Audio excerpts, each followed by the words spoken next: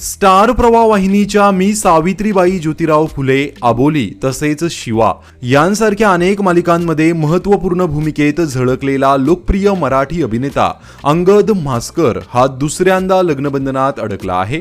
अभिनेता अंगद म्हासकर याने आज त्याची गर्लफ्रेंड नेहा फडके सोबत लग्नगाठ बांधली आहे। अंगद आणि नेहा यांनी आज कुटुंबियांच्या उपस्थितीत साध्या पद्धतीने लग्न केलं आहे।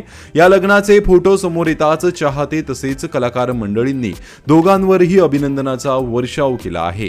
अंगद फडकेचं हे दुसरं लग्न आहे। या अगोदर त्याने अनन्या सोबत पहिली लग्नगाठ बांधली होती। त्यांना एक मुलगा देखील आहे।